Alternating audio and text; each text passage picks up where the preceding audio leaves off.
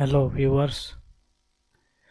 Praxis Prayer is a platform where ideas meet actions.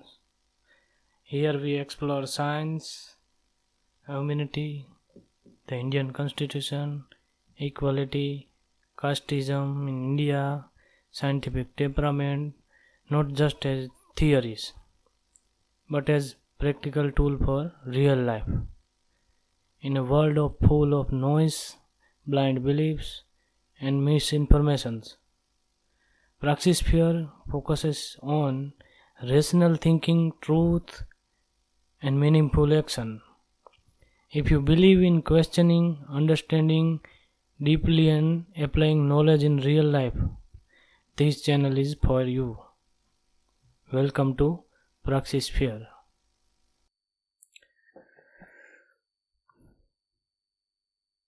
So, dear viewers, you will get videos in 3 languages on this channel: English, Hindi, and Gujarati. So we'll continue first with Gujarati language because of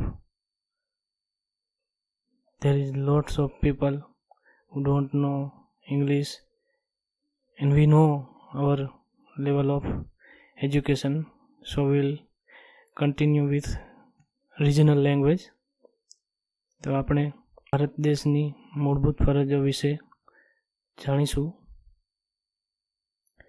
Bharat દેશના નાગરિકોની મૂળભૂત ફરજો.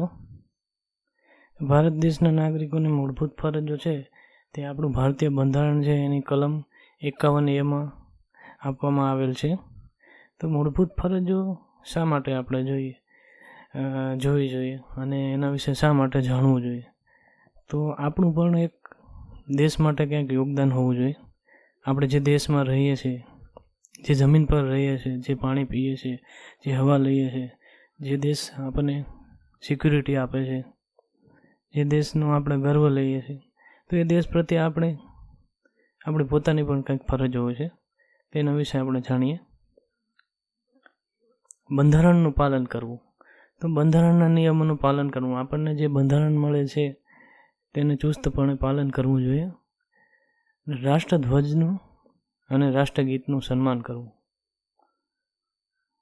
પછી આગળ જોઈએ. સ્વાતંત્ર્યતાના આદર્શો, સ્વાતંત્ર્ય સંગ્રામના આદર્શોને માન આપવું જોઈએ. સત્ય, અહિંસા અને ત્યાગને જીવનમાં અપનાવવા જોઈએ. આ બહુ મોટી વસ્તુ છે. સત્ય, અહિંસા અને ત્યાગ. એક એક શબ્દ બહુ ઘણો બધો ભાર લઈને ચાલે છે. સત્ય, અહિંસા અને ત્યાગ. એકતા અને અખંડિતતા. દેશની એકતા જાળવવી જોઈએ આપણે.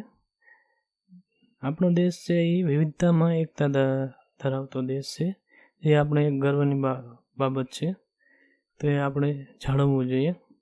અને વિભાજનકારી પ્રવૃત્તિઓ છે, કોઈ અસામાજિક પ્રવૃત્તિઓ હોય તો એનાથી આપણે દૂર રહેવું જોઈએ. દેશની રક્ષા, જરૂર પડે ત્યારે દેશની સેવા કરવી, રાષ્ટ્રીય સુરક્ષામાં સહયોગ આપવો. સૌહાર્દ અને સમાનતા, ભેદભાવ વગર સૌ સાથે સારો વ્યવહાર કરવો, સ્ત્રીઓનું સન્માન જાળવવું. મિત્રો, આપણે જોવા જઈએ તો આપણી જે મૂળભૂત ફરજોમાં છે તે બહુ મહત્વપૂર્ણ રહસ્ય છુપાયેલું છે કે જો આપણે મૂળભૂત ફરજોનું પાલન કરીએ તો આપણો દેશ બહુ આગળ જઈ શકે એમ છે. અહીંયા આપવામાં આવ્યું છે ભેદભાવ વગર સૌ સાથે સારો વ્યવહાર કરવો.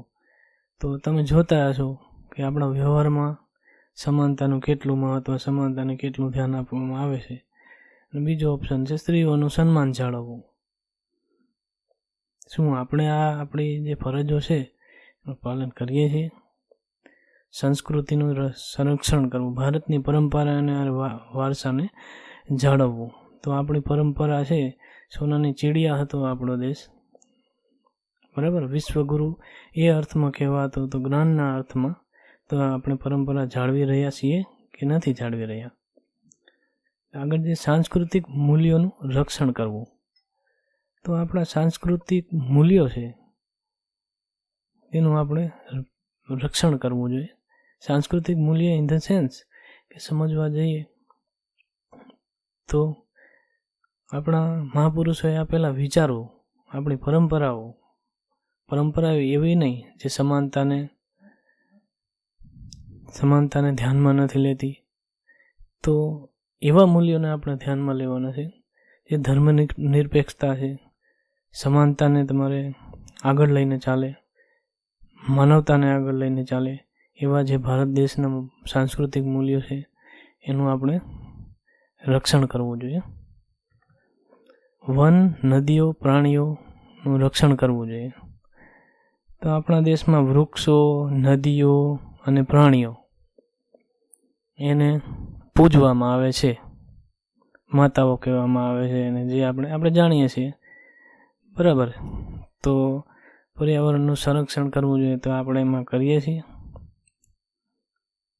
પર્યાવરણને સ્વચ્છ રાખવું જોઈએ તો આપણે એને સ્વચ્છ રાખીએ છીએ.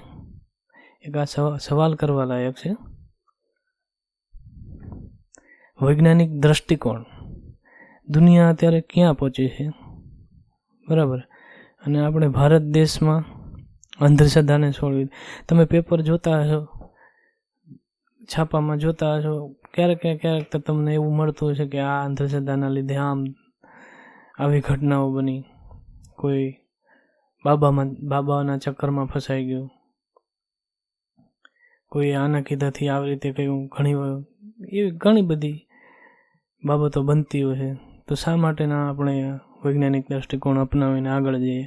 આપણી મૂળભૂત ફરજોમાં જ આપવામાં આવેલ છે કે તમે વૈજ્ઞાનિક દ્રષ્ટિકોણ અપનાવો.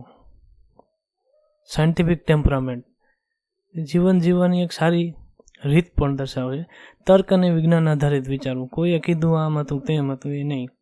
તર્ક કરી, તર્કના ત્રાજવે તોલીને પછી એને માનવું. જે આપણા ભારત દેશની મૂળભૂત ફરજોમાં જે આપણી વેલ્યુ દર્શાવે છે. જાહેર સંપત્તિનું રક્ષણ કરવું.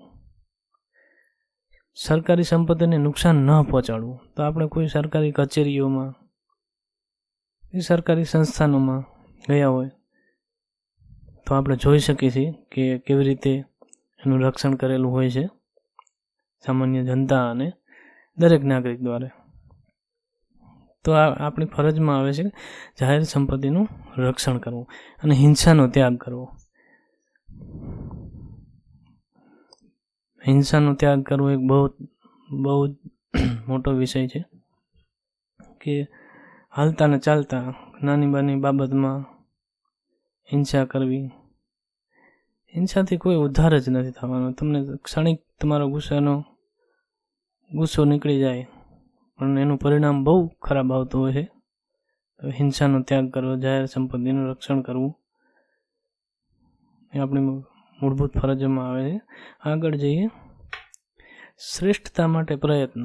જે પણ કાર્ય કરી રહ્યા હોય, જે પણ ક્ષેત્રમાં કામ કરતા હોય તેમાં પોતાનું બેસ્ટ આપવું, શ્રેષ્ઠ કામ કરી દેખાડવું, બરાબર. રાષ્ટ્રની પ્રગતિમાં યોગદાન આપવું. તમે જે કોઈ પણ એક્ટિવિટી કરતા હશો તો તમે પોતાનું બેસ્ટ કરી દેખાડજો તો એનાથી તમે રાષ્ટ્રની પ્રગતિમાં ઓટોમેટિક યોગદાન આપી શકશો.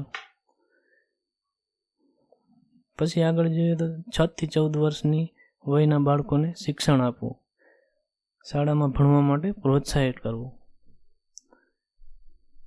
શિક્ષણ એટલું જરૂરી છે કે શિક્ષણ છે ને, શિક્ષણ થકી તમે સપના જોઈ શકો છો, અને સપના જોઈ શકો છો તો એક સર્જનહાર બની શકો છો. તમને શિક્ષણ જ ન આપવામાં આવ્યું હોય તો સપના જોવા અઘરા પડી જાય છે અને સાચી દિશામાં જઈ શકતા નથી. શિક્ષણ છે એક સિંહણના દૂધ સમાન છે, જે પણ પીશે તે દહાડ છે. તો આ હતી આપણી મૂળભૂત ફરજો. તમે ધ્યાનથી વિડીયો જોયો, સાંભળ્યો અને મૂળભૂત ફરજો વિશે માહિતી મેળવી એના માટે તમારો આભાર.